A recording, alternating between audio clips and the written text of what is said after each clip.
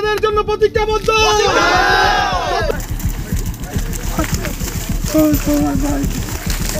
দাবি মোদের একটাই, ভোলা বরিশাল সেতু চাই। আমরা সবাই প্রতিজ্ঞাবদ্ধ।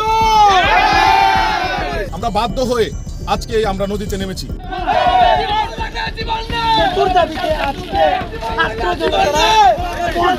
আমরা বাধ্য হয়ে আজকে আমরা নদীতে নেমেছি। আজকে আমরা এই নদীতে নেমেছি, আমরা ঢাকা পর্যন্ত মার্চ করব। আজকে আমাদের যদি কোনো সহযোদ্ধা এই নদীতে আহত হয়, শহীদ হয়, তাহলে এর জন্য দায়ী থাকবে উপদেষ্টারা, সরকার। আর একটা সেতুর জন্য আমাদেরকে এই 280 কিলোমিটার পাড়ি দিতে হয়েছে, আরো 100 কিলোমিটার আমাদেরকে পাড়ি দিতে হবে। 4টা নদী আমাদেরকে, 3টা নদী সাঁতরাইছি, আরো একটা নদী এই পদ্মা নদী আমাদের সাঁতরাইতে হবে। এটা ওয়ার্ল্ডের সবচাইতে 2য় নম্বর খরস্রোতা নদী। এই নদী পাড়ি দিতে হচ্ছে।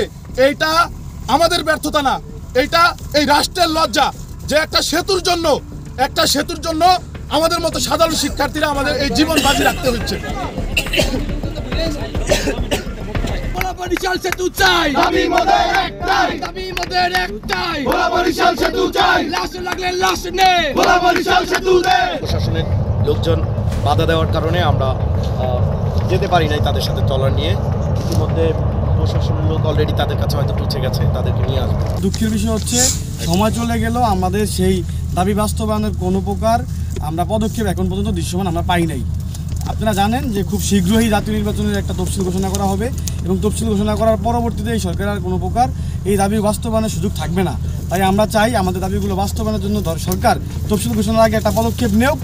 আমাদের উপদেষ্টা মহোদয়গণ অলরেডি ব্যর্থ হয়েছেন। তারা ইতিমধ্যে ভোলা একটা আমাদের মতবিনিময় সভায় তারা বলেছিলেন যে ভোলা বরিশাল সেতু তারা করতে পারবে না ডিসেম্বরের মধ্যে। আমরা চাই যেহেতু উপদেষ্টা মহোদয়গণ ব্যর্থ হয়েছেন, অতএব আমাদের যে প্রধান উপদেষ্টা মহোদয় রয়েছেন ডক্টর মোহাম্মদ ইউনূস স্যার, তিনি আমাদের বিষয়ে হস্তক্ষেপ নেবেন এবং ব্যক্তিগত হস্তক্ষেপের মাধ্যমে তিনি ভোলার এই সমস্যার সমাধান করবেন। ভোলা বরিশাল সেতু চাই, দাবি মোদের একটাই, আমার গ্যাস তুমি নাও, বিনিময়ে কি দাও, বিনিময়ে কি দাও, আমার গ্যাস তুমি নাও, জীবন লাগলে জীবন নে, ভোলা বরিশাল সেতু দে, ভোলা বরিশাল সেতু দে, জীবন লাগলে জীবন নে।